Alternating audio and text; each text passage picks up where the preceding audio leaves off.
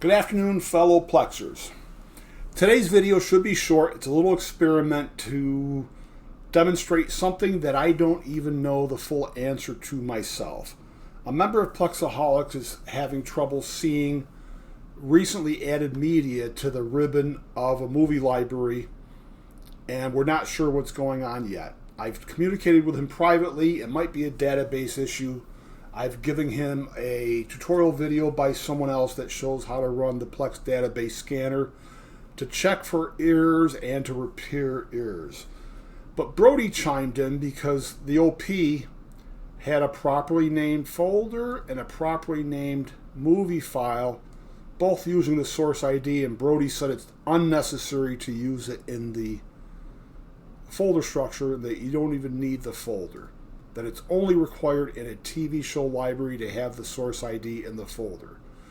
Well, I want to see if that's true with a hard to add file. So this is Plex's main naming and organizing your movie file support document. And as we all know, they clearly show an example of the source ID from both IMDb and TMDB being used in both the folder name and the file name. And we also all know that Plex is very, very flexible. So what I want to test out is this movie.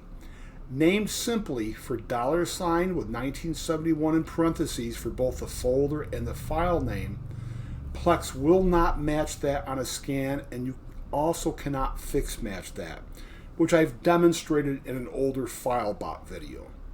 So I'm set up two ways: the simple name like Brody would suggest, and then I'm adding the source ID into the file name only, and then I have the reverse, where the source ID is only in the folder name and not in the file name.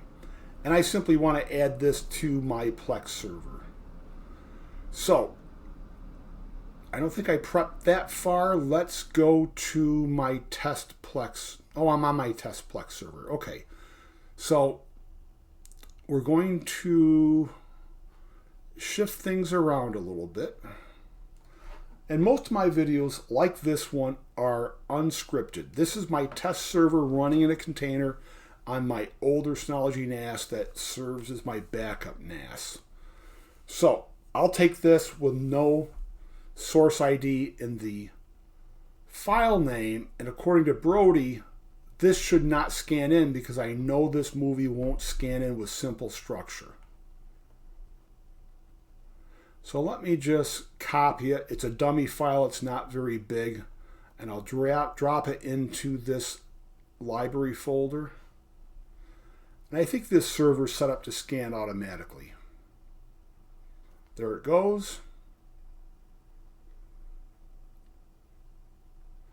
And it found it. So if we look at the structure from within Plex, so I've got the source ID only in the folder name and not in the file name. So Plex does pick up the source ID here and uses it. It doesn't need to be in both, but this is the reverse of the advice that Brody gave. He said to skip it in the folder name and make sure it's in the file name. So let's do the other test. Let's delete this.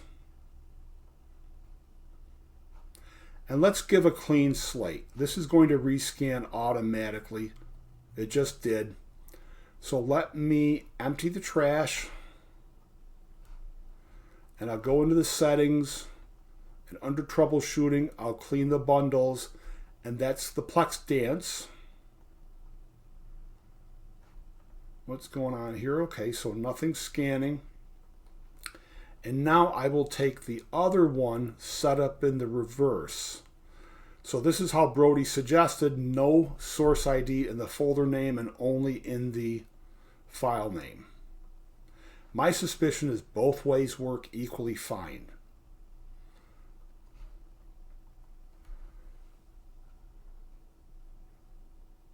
All right, Plex notices the change. It's scanning. And again, we scan the movie in with metadata, so it works both ways. Let's take it out.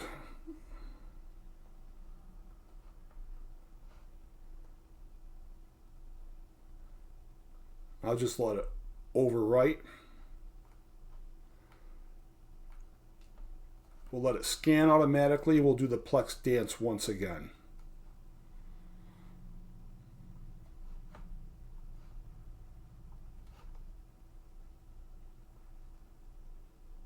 Oops. Clicked on the wrong thing. Clean bundles. Let's back up a couple times. All right, now what I want to do, since it's been a while since my FileBot video, I want to see if this will scan in or not scan in without the extra information, because it would not in the past.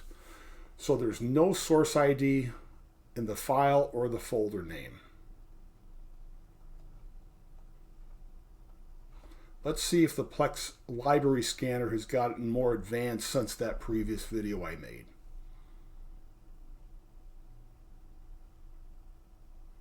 Okay, and this is still one of the odd occasions, it doesn't happen often, where the $sign as the movie name is not enough information to go on for Plex to make a match.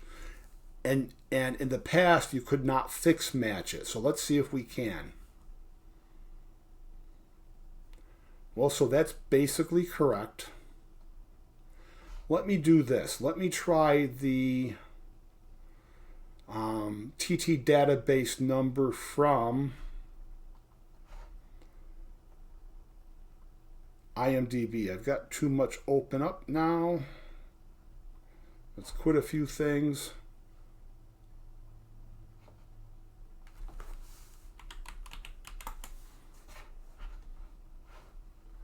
It opened off screen.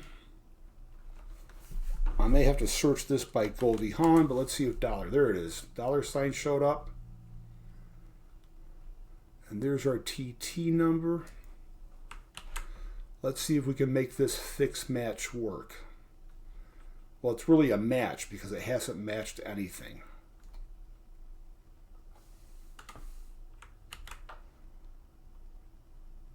Okay, so we can force a fix match by using the IMDB database ID. I don't remember that being possible in the past. Maybe it was. So this is the excellent test, because this is the one movie I can point to that just will not scan automatically without some help.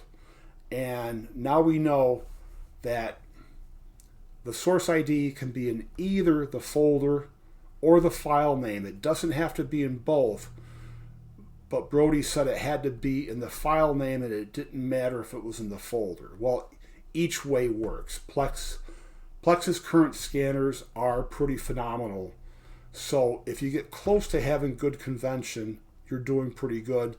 I do like to stick to full compliance with Plex's support articles. So this is not the OP's issue, but I wanted to throw this in the thread. Even though Brody deleted his comment, I thought it was worthy to point out what I thought may or may not happen, and this is a definitive movie to test with. So thanks for watching, and happy Plexing.